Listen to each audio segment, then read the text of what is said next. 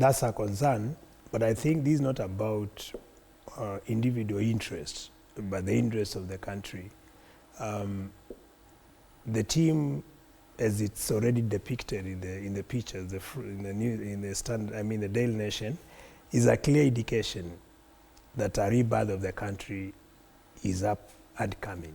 You know, if you look at the team, that is the gentleman and a lady who are already featured here, these are people of different scorecards. For example, he did not tell you the reason why Matiang'i was being, the call for Matiang'i to join was not coming from just the team, but Kenyans, and more so young people. Remember, he fixed education system during the time when he was the CS for education. For the first time in history, rigging in exams was completely, I would say, if not eliminated, it was mitigated. And that is the time when there was credibility in the education system.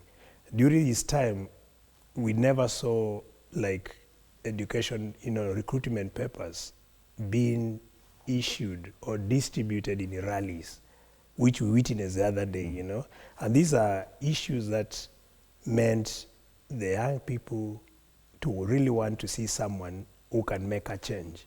Because you see, remember, if you take a country like Tanzania, for example, at the time of Magufuli, Tanzania restored or claimed its economic space.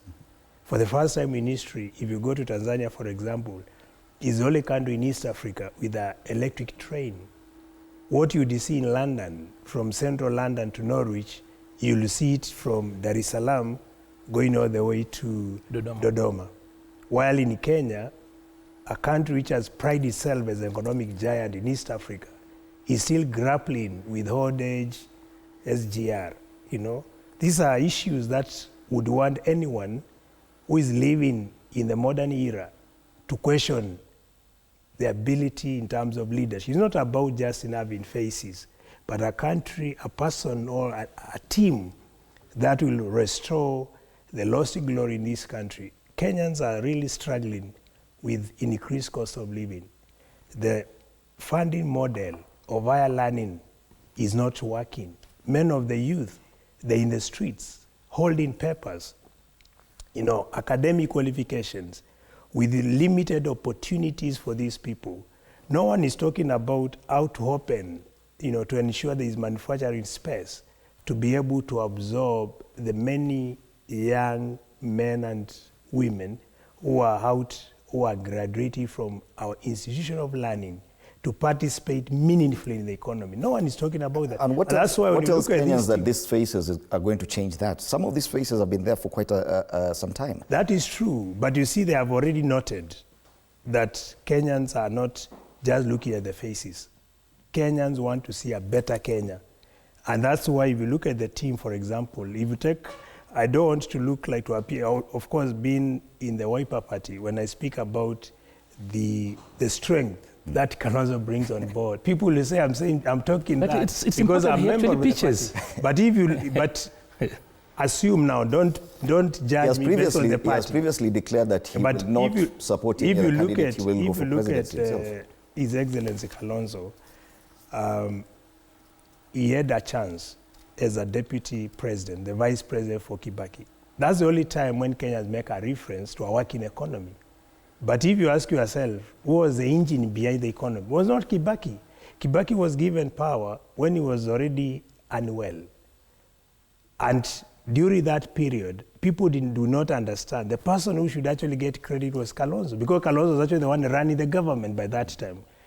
Anyone would tell you, even ask Dr. Gikonyo, who was the physician, taking care of Kibaki.